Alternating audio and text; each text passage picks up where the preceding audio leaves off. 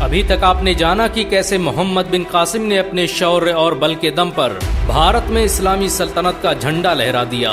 लेकिन आज हम जानेंगे कि मोहम्मद बिन कासिम के बाद भारत के मुसलमानों के साथ कैसा जुल्म हुआ और मोहम्मद बिन कासिम को मौत कैसे आई। तो कहानी की शुरुआत होती है दमिश्क के सत्ता परिवर्तन से। कहते हैं कि जब हुकूमतें बदलती हैं तो वहाँ के निज़ाम भी बदल जाया करते हैं, बदलती हैं वहाँ की भाषाएं और बदल दिया जाता है वहाँ का इतिहास। साल 715 ईस्वी का दमिश्क एक ऐसे ही ऐतिहासिक बदलाव का गवाह बना जब उमैया सल्तनत के एक फैसले ने भारत के मुसलमानों को 300 सालों के लिए अनाथ कर दिया। 711 ईस्वी में सिंध में हुकूमत कायम करने के बाद जब मोहम्मद बिन कासिम ने व्यापार करने के लिए मंडियों को स्थापित करने का काम शुरू किया तो भारत तेजी से कामयाबी की बुलंदियों को छूने लगा। अर्थव्यवस्था आसमान छूने लगी और वैश्य शूद्र उस आसमान पर राज करने लगे। बदलाव साफ दिख रहा था। जो वैश्य और शूद्र पहले मलमूत्र उठाने का काम करते थे वो इस्लामी हुकूमत में मुसलमानों के साथ कंधा मिलाकर व्यापार कर रहे थे। सब कुछ ठीक चल रहा था कि अचानक एक हादसे ने इतिहास का रुख मोड़ दिया और वो हादसा था दमिश्क में खलीफा वलीद बिन अब्दुल मलिक मरवान की मौत का। वलीद बिन अब्दुल मलिक की मौत के साथ ही मुसलमानों का विजय रथ अचानक ठहर गया। रणभूमि में बजने वाले शंख अचानक खामोश पड़ गए क्योंकि अब वो होने वाला था जो उससे पहले कभी नहीं हुआ। वलीद बिन अब्दुल मलिक की मौत तक मुसलमानों ने 2 बड़े इलाकों को फतेह कर लिया था, जिसमें एक भारत था तो दूजा स्पेन। ये दोनों इलाके उस वक्त मुसलमानों के गौरव का प्रतीक माने जा रहे थे और इनका इतिहास भी किसी दिलचस्प कहानी से कम नहीं था। ये इत्तेफाक था कि मुसलमानों ने इन दोनों इलाकों को एक साथ फतेह किया और दोनों पर 1000 साल हुकूमत की। एक शहर का विजेता मोहम्मद बिन कासिम था तो दूसरे का तारिक बिन जियाद। क्या संयोग था कि 2 बड़े जनरल एक ही वक्त में 2 अलग जगहों पर एक नया इतिहास लिख रहे थे। लेकिन 715 ईस्वी में वलीद बिन अब्दुल मलिक की मौत ने सब कुछ बदल दिया। उसकी मौत के बाद उसका भाई सुलेमान बिन अब्दुल मलिक दमिश्क का हुक्मरान बना। वो अपने भाई से इस कदर नफरत करता था कि उसने दमिश्क की गद्दी पर बैठते ही वलीद के समर्थकों को मारना शुरू कर दिया और उसका पहला निशाना बना भारत में इस्लामी हुकूमत कायम करने वाला मशहूर जनरल मोहम्मद बिन कासिम सकफी। दमिश्क की गद्दी पर विराजमान होते ही सुलेमान बिन अब्दुल मलिक ने तुरंत मोहम्मद बिन कासिम को वापस दमिश्क आने का हुक्म दे दिया। ये हुक्म उसे सत्ता से हटाने का भी था और सफ़े हस्ती से मिटाने का भी। ऐसा ही एक हुक्म तारिक बिन जियाद के पास पहुंचा। दोनों अपने अपने इलाकों से दमिश्क की तरफ रवाना हुए, उस दमिश्क की तरफ जहां मौत उनका पहले से इंतजार कर रही थी।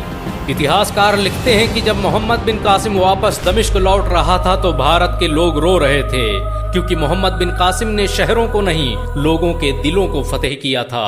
उसने लोगों को वो इज्जत दी जिसके बारे में वो सोच भी नहीं सकते थे। उसके जाने पर सिंध में मातम मनाया गया। लोगों ने उसकी मूर्तियां बना ली और उसे भगवान की तरह पूजने लगे, जिन्हें बाद के हुक्मरानों द्वारा तोड़ा गया। उसे चाहने वालों का ये हाल था कि वो आगे चल रहा था और सिंध की जनता रोते हुए उसके पीछे। इतिहास ने इससे पहले भारत की धरती पर इतना महान शासक कभी नहीं देखा था। उधर मोहम्मद बिन कासिम की मौत दमिश्क में बेसब्री से उसका इंतजार कर रही थी क्योंकि सुलेमान बिन अब्दुल मलिक मोहम्मद बिन कासिम के शौर्य और वैभव से इस कदर भयभीत हो चुका था कि उसने मोहम्मद बिन कासिम को खत्म करने का इरादा कर लिया। उसे डर था कि कहीं मोहम्मद बिन कासिम उसकी सत्ता के लिए खतरा न बन जाए। जल्लाद बुलाए गए, लोहे की गर्म बेड़ियों को पैरों में डाल दिया गया, चमड़े के गर्म कोड़ों से उसके जिस्म को ठंडा किया गया और ये सब हो रहा था सदी के सबसे महान शासक मोहम्मद बिन कासिम को मिटाने के लिए। हज्जाज बिन यूसुफ तो अपनी मौत मरा, लेकिन हिंदुस्तान को फतेह करने वाला मोहम्मद बिन कासिम तड़प तड़प कर जेल की सलाखों में दम तोड़ गया। कहते हैं कि जब उमर बिन अब्दुल अजीज को इसकी खबर मिली तो वो बेसाख्ता दौड़ते हुए सुलेमान के दरबार पहुंच गए, लेकिन शायद अब देर हो चुकी थी और वो भी उसे बचाने में कामयाब नहीं हो सके। भारत में मोहम्मद बिन कासिम के कदम ने लोगों के सिंहासन हिला दिए। सिंध का राजा दाहिर तो ऐसा डरा कि उसने अपनी सगी बहन से शादी कर डाली क्योंकि पुरोहितों और पंडितों ने उसे बता दिया था कि जो उसकी बहन से शादी करेगा उसे सत्ता से कोई नहीं हटा सकता। लेकिन मोहम्मद बिन कासिम किसी आंधी की तरह आया और सत्ता, लोभ, क्षोभ, अधर्म सब मिटा कर चला गया। इतिहास में इससे पहले ऐसा कभी नहीं देखा गया कि किसी राजा ने अपनी सत्ता को बचाने के लिए अपनी सगी बहन से शादी कर ली हो। मोहम्मद बिन कासिम ने हिंदुस्तान में पहली इस्लामी रियासत कायम की और लोगों को बराबरी का दर्जा दिया। उसने सिंध के 4 बड़े शहरों देवल, मुल्तान, ब्राह्मणाबाद और कन्नौज में मस्जिदें बनवाई। लोगों को पढ़ाने और इस्लाम की तबलीग के लिए दुनिया भर से आलिम बुलाए गए।